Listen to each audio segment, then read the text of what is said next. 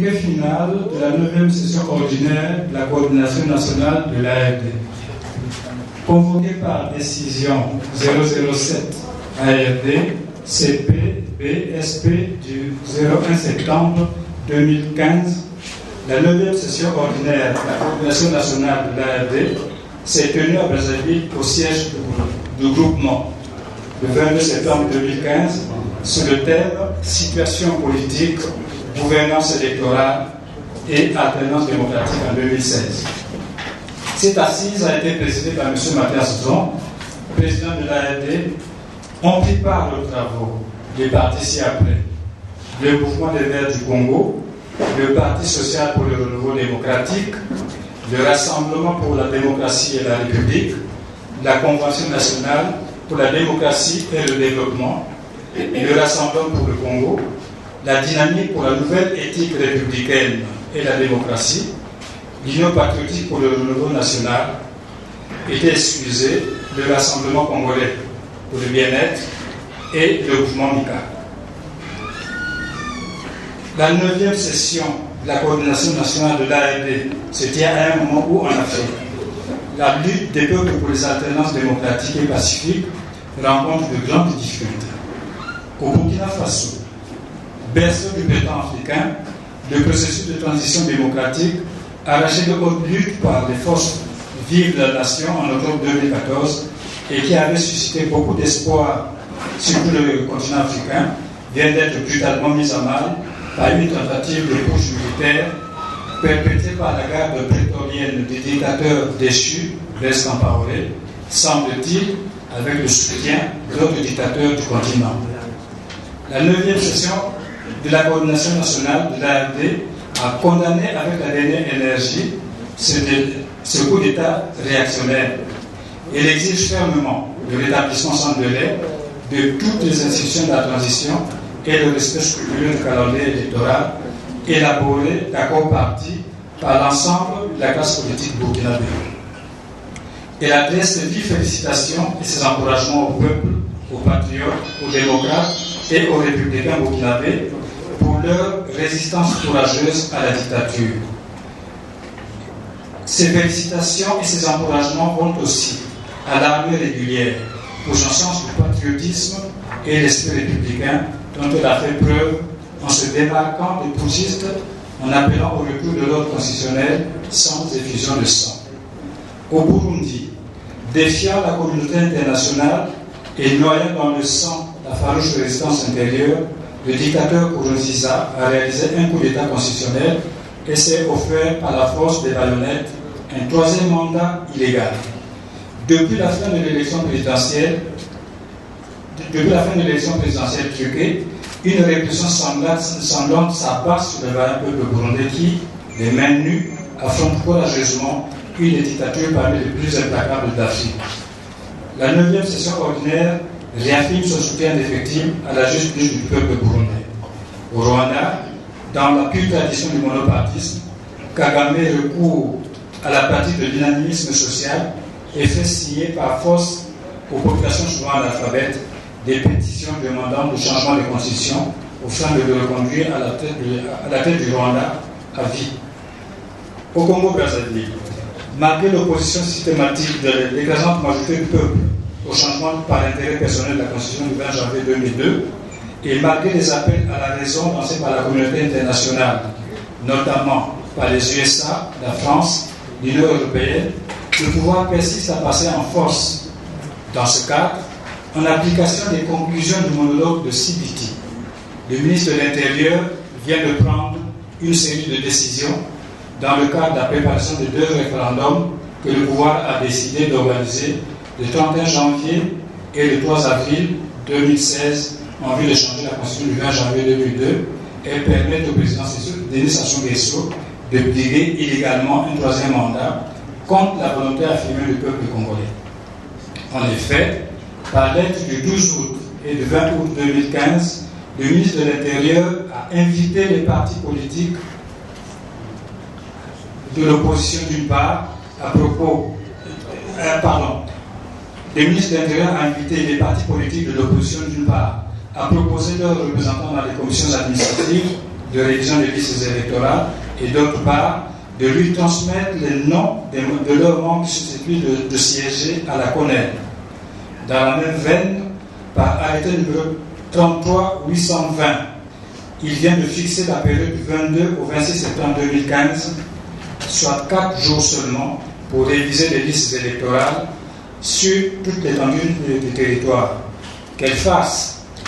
De même, par arrêté numéro 33-821, MID Cabinet, il a nommé les membres des commissions de révision des listes électorales, 8 membres par commission, soit au total 116 multiplié par 8, autrement dit, ce qui donne un total de 928 membres appartenant tous à la mouvance présidentielle.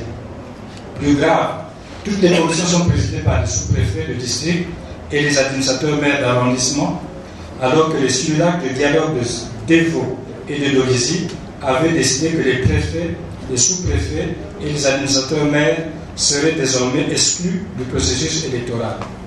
La 9e session ordinaire de l'ARD dénonce vigoureusement cette manœuvre scélérate de révision et appelle ses sympathisants, ses militants ainsi que l'ensemble du peuple congolais à la boycotter fermement. En outre, le ministre de l'Intérieur, suivant des manœuvres d'intimidation, a fait dresser une liste de 70 partis que le pouvoir se propose de dissoudre. Parmi ces partis figurent 4 partis du collectif des partis de l'opposition congolaise, le CAP, le MVC, la DNRD, le MLC et plusieurs autres partis du TROCAD. Pour sa part, le président de la République vient de saisir la Cour constitutionnelle pour lui demander son avis sur la question suivante. Nous citons l'article 110, dernier alinéa de la Constitution dispose: le Parlement, à l'initiative des référendums, concurremment avec le président de la République, serait-je en droit de prendre appui sur le dernier alinéa de l'article 110 de la Constitution pour consulter le peuple par voie de référendum sur l'évolution des institutions de la République. Fin de citation. Selon le site internet Zengamambou, la Cour constitutionnelle aurait rendu un avis favorable en déclarant, nous citons, que le président de la République est, sur le fondement de l'article 110 alinéa 3 de la Constitution du 20 janvier 2002, en droit de consulter le peuple par voie de référendum sur l'évolution des institutions de la République. Fin de citation. Comme la question posée par le président de la République, la réponse de la Cour constitutionnelle est ambiguë. En effet, au lieu de parler de changement ou non de la Constitution, le président de la République utilise à dessein le concept d'évolution des institutions qui renvoie en réalité seulement à la révision de la Constitution et non à son changement. Ceci en utilisant non pas les articles constitutionnels relatifs aux prérogatives du président de la République en matière de référendum, notamment l'article 86, mais plutôt l'article 110 relatif aux prérogatives de l'Assemblée nationale. De même, la Cour constitutionnelle, dans sa réponse, entretient la même confusion, puisqu'elle ne précise pas s'il s'agit de révision ou de changement de constitution, deux termes qui ne sont pas synonymes. Or, la Constitution du 20 janvier 2002 ne reconnaît de compétence au président de la République en matière de référendum que lorsqu'il s'agit de la révision constitutionnelle. Par ailleurs, l'article 86, qui définit les prérogatives du président de la République en matière de référendum, précise très nettement les matières sur lesquelles peut porter le référendum. Il s'agit de l'organisation des pouvoirs publics, les garanties des droits et libertés fondamentaux, l'action économique et sociale de l'État, la ratification des traités. Il n'est nulle part question de référendum sur le changement de constitution. L'avis favorable qui est émis par la Cour constitutionnelle ne saurait porter sur cette problématique. Toute exploitation politicienne de cet avis est une escroquerie politique qui doit être condamnée et rejetée sans réserve par les démocrates, les patriotes, les républicains et le peuple congolais dans son ensemble. À propos du passage en force du pouvoir, la coordination nationale de l'ARD rappelle que le dialogue national alternatif de Diatta avait déclaré solennellement que la résistance à la dictature est un droit inconditionnel dont la jouissance n'a pas besoin d'autorisation. Dans cette perspective, l'appel de Diatta disposait que si le pouvoir persistait à vouloir organiser un pseudo-référendum pour changer la constitution du 20 janvier 2002, les forces politiques et sociales opposées au changement de constitution n'auraient pas d'autre choix que d'appeler le peuple à la résistance pacifique. Par ailleurs, le dialogue national alternatif avait adopté une recommandation invitant le président de la République à nommer un médiateur international accepté par la mouvance présidentielle et la mouvance oppositionnelle et chargé de promouvoir une conciliation conventionnelle entre les parties en conflit pour trouver une solution consensuelle et apaisée à la crise politico-électorale qui plombe aujourd'hui le Congo. En effet, pour les forces politiques et sociales opposées au changement de constitution et œuvrant pour une alternance démocratique et pacifique en 2016, la solution à la crise actuelle passe par un compromis entre les dialogues de Sibiti et de Diata. En voulant persister dans le passage en force, le président de la République cherche à mettre le feu à la maison Congo, meurtrière par des guerres civiles à répétition, 1993, 1994, 1997, 1998, 1999. Le Congo a besoin aujourd'hui d'apaisement et non pas d'une nouvelle guerre fratricide. Le peuple congolais a besoin de sécurité, de bien-être politique, économique, social et culturel. La 9e session ordinaire de la coordination nationale lance un appel au président de la République afin qu'il renonce définitivement à son projet de changement de constitution au moyen d'un simulacre de référendum et qu'il instruise le ministre de l'Intérieur afin qu'il travaille au rapprochement des points de vue entre le dialogue de Sibiti et le Diata. L'ARD est ouverte à un vrai dialogue entre la mouvance présidentielle et la mouvance oppositionnelle pour construire ensemble les nouvelles règles de la gouvernance électorale. Elle a dit non à la division, des listes électorales truquées, issues du recensement administratif de 2013, non à un simulacre de référendum pour changer la constitution en vigueur par l'intérêt personnel, non à un troisième mandat illégal pour le président en exercice, oui à une alternance démocratique et pacifique au moyen d'une élection présidentielle libre, transparente et équitable en 2016. Elle invite le président de la République à mettre au premier plan l'intérêt général afin de permettre au peuple congolais qui a soif d'alternance de se mettre dès maintenant à préparer dans la paix et la concorde nationale l'élection présidentielle de 2016, suivant les thèmes de la lettre et du chronogramme qui lui sont adressés par le Front républicain pour le respect de l'ordre constitutionnel et l'alternance démocratique et l'initiative pour la démocratie au Congo. La 9e session ordinaire de la coordination nationale de l'ARD a procédé, pour des besoins d'ajustement à la situation actuelle, à un toilettage de sa déclaration de principe. Elle a adopté une résolution sur l'avis de la Cour constitutionnelle en réponse à la demande du président de la République pour l'organisation d'un référendum sur l'évolution des institutions de la République. Elle a par ailleurs adopté 3 recommandations sur l'opération de révision extraordinaire des listes électorales, sur l'implantation de l'ARD sur toute l'étendue du territoire national, sur la participation de l'ARD au méga meeting des forces politiques et sociales opposées au changement de la Constitution du 20 janvier 2002 et œuvrant pour l'alternance démocratique en 2016. La coordination nationale faite à Brazzaville le 22 septembre 2015. Chers amis, la substance essentielle de la 9e session ordinaire de la coordination nationale de l'ARD, qui s'est tenue donc ce jour 22 au siège de l'ARD. Mais dans un contexte particulier, comme vous l'avez entendu, marqué par un désordre en Afrique dû au fait que beaucoup de dictateurs persistent et signent à prendre des actes absolument illégaux pour maintenir leur présence à la tête de leur pays. Nous avons cité le cas du Burundi, nous avons cité les gesticulations du Rwanda et la tentative de coup d'État au Burkina Faso pour un éventuel retour de l'ordre ancien qui a été chassé par un mouvement populaire dernièrement qui a vu la chute de Blaise Compaoré. Et ceci avec le soutien d'autres dictateurs qui veulent se maintenir au pouvoir, notamment celui du Congo.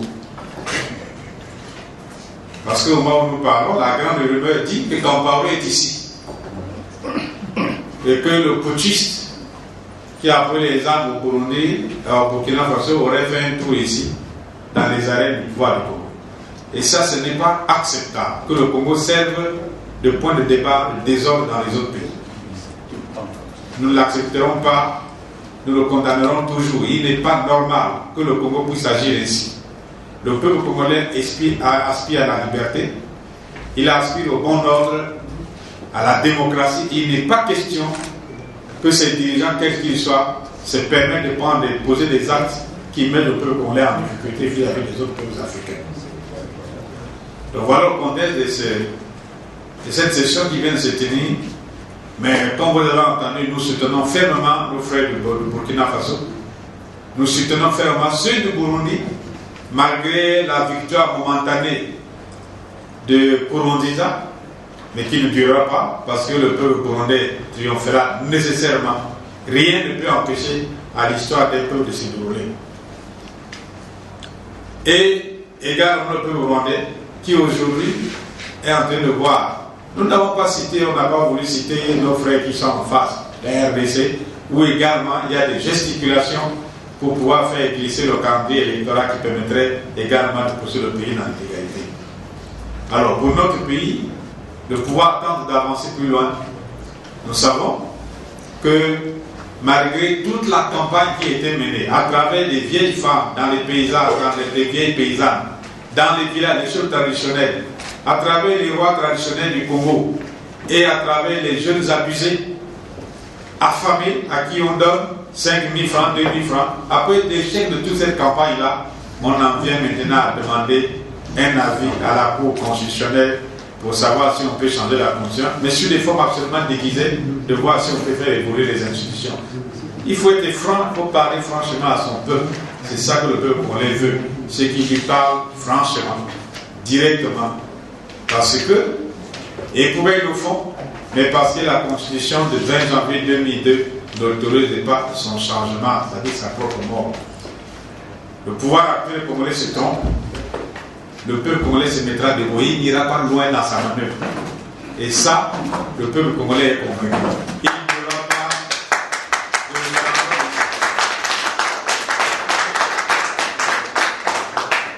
Le fameux référendum sur lequel on tergiverse pour annoncer là, il n'aura pas lieu. Les Congolais s'opposeront à ça. Il n'y aura pas de changement de constitution dans notre pays. Le peuple congolais sera debout. Et il n'y aura pas de troisième mandat pour le président Denis Sassou Nguesso. Il faut qu'il aille se reposer chez lui, il a fini. Même la révision constitutionnelle n'est pas possible. Parce que du point de vue de l'éthique politique, ce n'est pas à quelques mois de la fin d'un mandat qu'on veut réviser la constitution alors qu'on s'en va.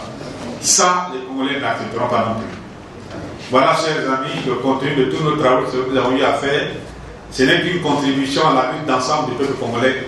Et nous allons l'exprimer haut et fort le 27 septembre à 13h au boulevard des Armées lors d'un méga meeting, un meeting populaire important auquel nous convions tous les Congolais. Vous l'appréciez également. Venez diffuser et montrer aux yeux du monde que les Congolais sont debout, ils sont prêts à défendre leur cause.